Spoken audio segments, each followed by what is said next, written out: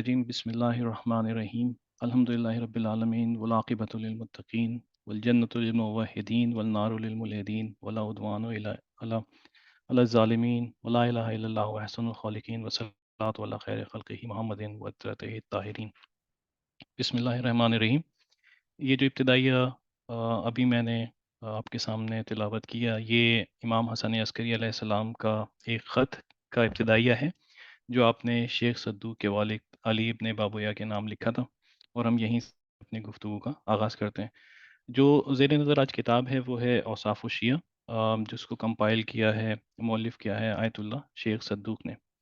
اس ایجنڈے کا جو جو جو سیشن کا ایجنڈا ہے وہ یہ ہے کہ ہم شیئر کریں گے اس بک کے کچھ کنٹینٹس کو آڈینس کے ساتھ for knowledge sharing, personal and community development. It provides an opportunity to all of us to read key characteristics of Shias defined by Masumin alayhi salam and embark on a spiritual journey as a true follower of Masumin alayhi salam.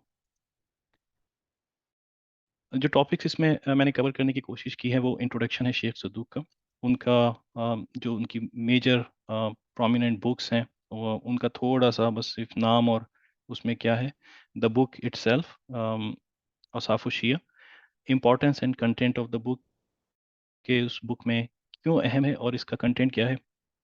3 selected احادیث ہیں جو ہم آپ کے سامنے پڑھیں گے، اور اس کے بعد سمری ہے۔ جو ٹاپکس اس میں کور نہیں کیے گئے اس میں جو پاپولر ڈسکشن اور ڈیبیٹس ہیں آن ریلیجیس اسٹینڈس آف شیخ صدوق وہ ہم ڈسکس نہیں کریں گے۔ Detail discussion on his other books وہ بھی ہماری ڈسکشن کا پارٹ نہیں رہے گی، اینڈ ڈیٹیل ڈسکشن آف کتب اربع اینڈ کنٹمپریری بکس بھی ہماری اس ریویو کا پارٹ نہیں ہے۔ اس میں آپ کو ایک اسکرین شاٹ نظر آ رہا ہوگا نیچے، تخلین کے نام سے ایک ویب سائٹ ہے جو ایک بہت بڑا انگلش عربک شیعہ حدیث لائبریری ہے، اور اگر آپ اس کو پڑھنا چاہیں تو یہاں بہت ساری بکس ہیں جو کہ عربک اوریجنل کنٹینٹس اور انگلش ٹرانسلیشن کے ساتھ موجود ہیں۔ آئیے بات کرتے ہیں جناب آیت اللہ شیخ صدوق صاحب کی۔ ان کا اصل نام ابو جعفر محمد ابن بابویا القمی، اور وہ ابن بابویا کے نام سے اور شیخ صدوق کے نام سے مشہور ہیں۔ شیخ صدوق اس لیے کہلاتے تھے کہ شیخ طوسی نے کہا ہے کہ آپ کا اور آپ کے والد کا کلام اپنی ذاتی آرا سے بہت دور تھا، اور ان کی باتوں کو لوگ جو مرسل حدیث ہیں ان کو بھی بہت اتھینٹک کہا کرتے تھے۔ ان کی ایک کتاب جو کہ بہت فیمس ہے وہ من لا یرز الفقیہ ہے، جو کہ کتب اربع میں شمار ہوتی ہے۔ آپ 305 ہجری اور 917 عیسوی میں قم ایران میں پیدا ہوئے، اور آپ کا وصال ہوا 381 ہجرہ میں ایران میں۔ تو آپ غیبت صغرا کے زمانے میں پیدا ہوئے اور غیبت کبریٰ میں آپ کا انتقال ہوا۔ آپ عبدالعزیز حسنی کے مزار کے قریب ہی تہران کے قریب دفن ہیں، اور آپ کے پیرنٹس میں نے آپ کو بتایا علی ابن بابویا قمی امام حسن علیہ السلام کے صحابہ میں سے تھے، اور آپ ان کو بہت ریگارڈ کرتے تھے اور اپنا معتمد اور فقیہ کہا کرتے تھے۔ یہ جو کتابوں کی فہرست ہے جو شیخ صدوق کے بعد جو ہماری کتب اربع ہیں اس میں کچھ ترتیب کچھ اس طرح سے، جیسے اصول کافی کلیانی محمد بن یعقوب کلیانی کی، یہ 250 ہجری میں پیدا ہوئے۔ اس کے بعد من لا یرز الفقیہ بائی شیخ صدوق کے 381 ہجرہ میں آپ کی وفات ہوئی، اور اس کے بعد تہذیب اور الاستبصار بائی توسی 460 ہجری۔ شیخ صدوق کے بارے میں شیخ توسی کہتے ہیں کہ Muhammad ibn Babaya Qumi is a lofty master. His surname is Abu Jafar. He was so admirable, good narrator of hadith, skillful knowing of man, and bright criticizer of narrations. Besides, he was such a distinct relator and encyclopedic that no one of the people of Qum could attain his rank.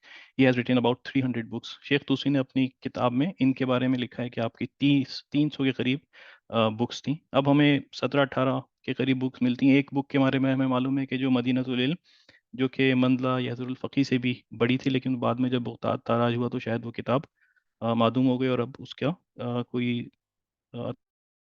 پتہ نہیں ہے۔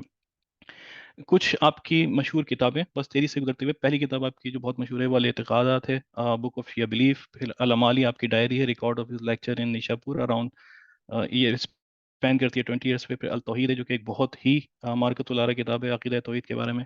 التواب الاعمال ہے، الخصال، صفات الشیعہ، اقوال الاعمال، علل الشری ہے، اور عیون اخبار اخبار رضا ہے، فضائل الشریع، اس طرح تقریباً 18 کتابیں. ایک کتاب خاص ہے جو کہ کمال الدین و اتمام النعمہ، جو کہ غیبت امام زمان علیہ السلام کے بارے میں، اور اس کے بارے میں کہا جاتا ہے کہ شیخ صدوق نے یہ کتاب امام زمان علیہ السلام کی فرمائش پر اور ان کی ہدایت پر لکھی تھی. اب ہم آ جاتے ہیں اس کتاب کی طرف جو کہ اس کی ہماری ڈسکشن ہے، وہ ہے کتاب صفات الشیعہ، کوالٹیز آف دا شیعہ. اس کتاب میں 71 احادیث ہیں، اور یہ کتاب بیسیکلی ڈسکس کرتی ہے ethical and behavioural attribute of Shia individuals, اور وہ کون سے ایسے خصائص ہیں، وہ کون سی خصوصیات ہیں، وہ کون سی کوالٹیز ہیں جو کہ ایک شیعہ کو ایگزیبٹ کرنی چاہیے، پریزنٹ کرنی چاہیے. یہ کتاب بہت اتھینٹک ہے، اور بہت سارے شیعہ اسکالرز اور جورسٹ نے اس کو اس سے کوٹ کیا ہے. مثال کے طور پہ دمۃ الثاقبہ ریٹن بائی محمد بن باقر، عبد الکریم الدداشتی، بہار الانوار بائی علامہ مجلسی، وسائل الشیعہ بائی شیخ خر العاملی، اور مستدرک الوسائل بائی محدث نوری. محدث نوری کو یہ کتاب بہت پسند تھی، انہوں نے اپنے ہاتھ سے بھی یہ ایک کتاب، یہ ہینڈ اسکرپٹ لکھا جو کہ آج بھی اویلیبل ہے تہران میں. اس کے علاوہ اس کے تقریباً 4 یا 5 ہینڈ ریٹن نسخے جو ہے وہ ابھی بھی موجود ہیں نجف میں اور ایران میں.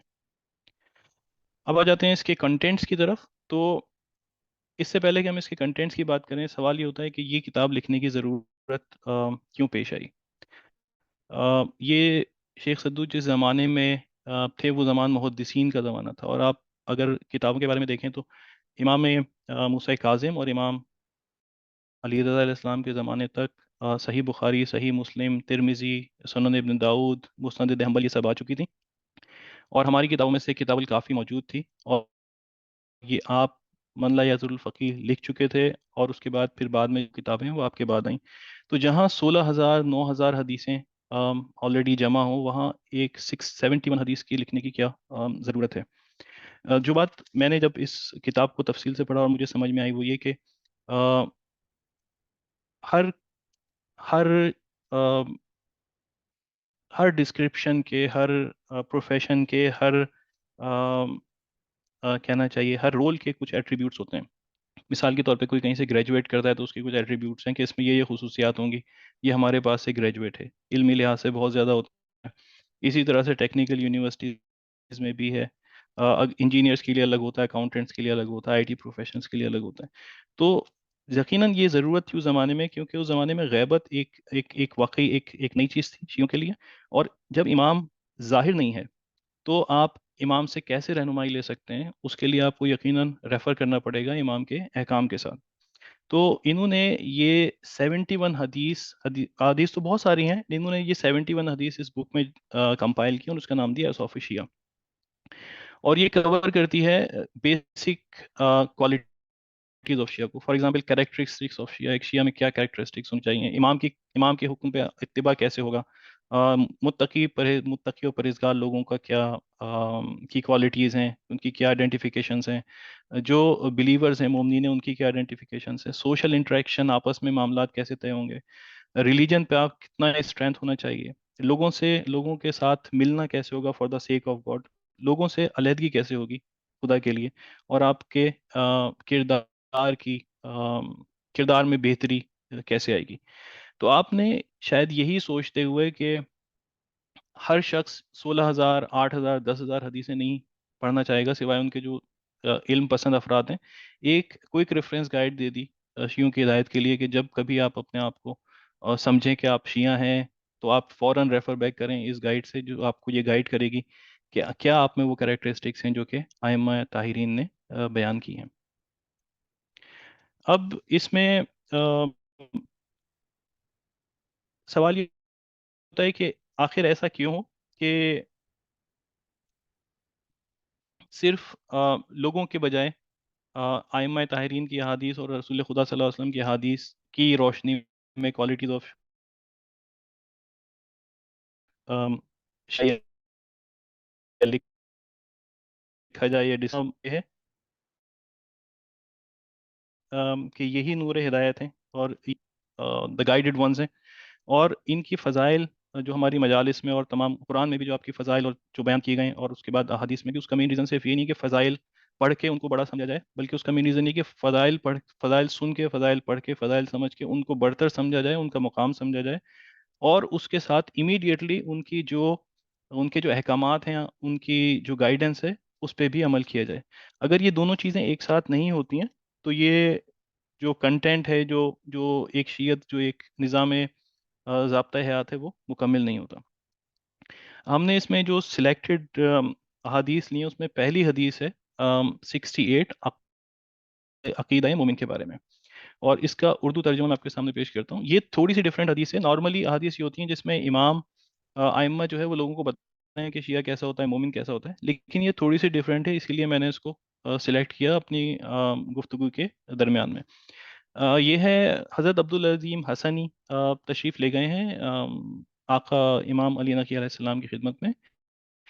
جیسے ہی آپ داخل ہوئے تو امام کی نظر آپ پہ پڑی، آپ نے فرمایا ابو القاسم خوش آمدید، آپ ہمارے سچے دوست ہیں۔ میں نے عرض کیا فرزند رسول، میں آپ کے سامنے اپنا دین پیش کرنا چاہتا ہوں، اگر وہ صحیح ہوا تو میں بڑھتے دم تک اس پر ثابت قدم رہوں گا۔ آپ نے فرمایا پیش کرو۔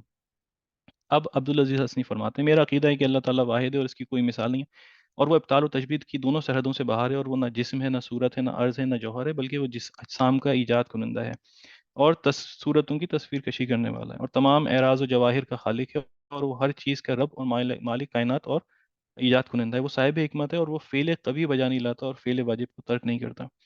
اور میں یہ عقیدہ رکھتا ہوں کہ حضرت محمد صلی اللہ علیہ وسلم آپ کے عبد، اس کے عبد اور اس کے رسول ہیں، وہ خاتم النبیین ہیں، اور قیامت کے دن آپ کے بعد کوئی نبی نہیں آئے گا، اس کی شریعت آخری شریعت ہے، اس کے بعد روز قیامت تک کوئی اور شریعت نہیں آئے گی۔ اور میں عقیدہ رکھتا ہوں اس کے بعد آپ نے رسول خدا سے لے کر حضرت محمد بن علی علیہ السلام اور پھر امام حسن عسکری امام علی نقی علیہ السلام کا تک کہا۔ اس کے بعد امام علی نقی نے کہا کہ میرے بعد میرا بیٹا حسن عسکری امام ہے، اور اس کے بعد جانشین، اس کے جانشین کے وقت لوگوں کی کیا حالت ہوگی؟ انہوں نے عرض کیا مولا وہ کیسے؟ آپ نے فرمایا اس لیے کہ وہ لوگوں کو دکھائی نہ دے گا، اور ان کے خروج تک ان کا نام لینا جائز نہیں ہوگا۔ جب وہ خروج کرے گا تو ظلم و جور سے بھری ہوئی دنیا کو عدل و انصاف میں بھر دے گا۔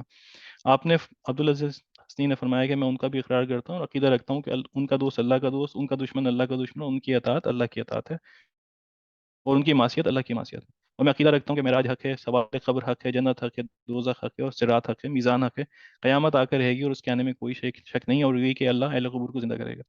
اور میں عقیدہ رکھتا ہوں کہ عقیدہ ولایت کے بعد نماز، روزہ، حج، جہاد، امر بالمعروف نہی عن المنکر، والدین کی حقوق کی ادائیگی، اور یہ میرا دین، مذہب اور میرا عقیدہ ہے۔ امام نے فرمایا ابو القاسم خدا کی قسم یہی وہ دین ہے جو اللہ نے اپنے بندوں کے لیے پسند کیا، تم اسی پہ ثابت قدم رہو، اور اللہ تعالیٰ دنیا و آخرت میں قول ثابت کے صدقے میں تمہیں اس پر ثابت رہنے کی توفیق عطا فرمائے۔ یہ ایک عقیدہ تھا جو عبدالعظیم حسنی نے آپ کے سامنے پیش کیا، اور یہ یقیناً جو گائیڈنس ہے وہ یہی ہے کہ ہم سب کے عقائد بھی اس سے ملتے جلتے ہونے چاہیے، جس کو امام نے اپروو فرمایا۔ اس کے بعد ایک پہلی حدیث اس کتاب کی ہے آئیڈینٹیفیکیشن آف شیعہ۔ یہ اس میں یہ ہے کہ ابو بصیر امام جعفر صادق علیہ السلام سے روایت کرتے ہیں، آپ نے ارشاد فرمایا ہمارے شیعہ پرہیزگار، کار خیر میں ہر وقت کوشاں رہنے والے، وفادار، ایمانت دار، زہد و تقوی اور عبادت الہی بجانے والے، شبانہ روز 51 رکعت نماز ادا کرنے والے، راتیں عبادت الہی میں گزارنے والے، اور دونوں دنوں کو روزے رکھنے والے، اپنے اموال سے زکوٰۃ ادا کرنے والے، خانہ خدا کا حج ادا بجانے والے، اور ہر حرام کام سے دوری اختیار کرنے والے۔ یہ دو احادیث جو میں نے آپ کی خدمت میں پیش کی، یہ دونوں ایک طرف سے امام علیہ السلام اپنے شیعوں کی ڈیفینیشن کر رہے ہیں، اور دوسری طرف سے عبدالعظیم حسنی جو کہ امام کے صحابی ہیں، وہ اپنے عقائد کی اور پریکٹسز کی امام سے کنفرمیشن لے رہے ہیں۔ شیخ صدوق کا کمال یہ ہے کہ آپ نے، جو ہم نارملی اپنے دین کو تقسیم کرتے ہیں وہ عقائد، عبادات اور معاملات میں کرتے ہیں، آپ نے اپنی کتابوں میں ان تینوں چیزوں کو کور کیا ہے۔ عقائد کے لیے آپ نے اعتقادات اور توحید لکھی ہے، اعمال و عبادات کے لیے آپ نے اقبال اعمال لکھی، اور معاملات کے لیے، ایتھکس کے لیے آپ نے خصال لکھی۔ اب ایک سوال یہ پیدا ہوتا ہے کہ لوگ شاید یہ سوچتے ہیں کہ کیونکہ ہم ایک شیعہ فیملی میں پیدا ہو گئے تو ہم شیعہ ہیں، اور اگر کوئی عزاداری کرتا ہے یا کالے کپڑے پہنتا ہے، ماتم حسین کرتا ہے تو ہم شیعہ ہو گئے، اور maybe someone who only claims to love prophet and اہل بیت تو وہ شیعہ ہو گیا۔ لیکن حقیقت یہ ہے کہ اگر آپ اس کتاب کی 71 احادیث کو پڑھیں تو آپ کو پتہ چلتا ہے it has nothing to do with the obedience and teachings of Islam. However in the eyes of معصوم علیہ السلام a Shia is the true follower of اہل بیت۔ امام نے جو ڈیفینیشن بتائی ہیں وہ یہ ہے کہ شیعہ وہ ہے جو کہ آپ کی اتباع کرتا ہے، اپنی عبادات، اعتقادات، معاملات وہ رکھتا ہے جو کہ خدا اس کے رسول اور اہل بیت علیہ السلام کے احکام ہے، وہ اس کی ڈیفینیشن شیعہ کے طور پہ کی ہے۔ اس وقت ورلڈ پاپولیشن میں 1.7 بلین تقریباً اہل سنت افراد ہیں، جو کہ ٹوٹل مسلم پاپولیشن کا 87 to 90% ہے، جبکہ شیعہ 10 to 13% ہے، جو کہ رفلی 180 to 230 ملین لوگ ہیں۔ جب آپ یہ اتنے سارے یہ بڑے بڑے نمبرز دیکھ لیے، تو اس کے بعد پھر آئیے ایک گفتگو ختم کرنے سے پہلے امام کی ایک حدیث کے لیے۔ مفضل ابن قیس نے امام جعفر صادق علیہ السلام سے پوچھا، امام جعفر صادق علیہ السلام نے مفضل ابن قیس سے پوچھا کہ مجھے بتاؤ کہ کتنے شیعہ ہوں گے کوفہ میں؟ انہوں نے فرمایا کہ تقریباً 50,000 ہوں گے۔ امام نے اس کے بعد پوچھا کیا ایسا ہو سکتا ہے کہ اس سے کچھ کم ہو؟ تو مفضل ابن قیس نے تعداد پھر کچھ کم کر کے بتائی، یہاں تک کہ یہ کئی دفعہ جب سوال کی تکرار ہوئی تو امام نے پوچھا کیا تم سمجھتے ہو کہ وہاں پہ 20 شیعہ ہوں گے، 20 شیعہ ہوں گے؟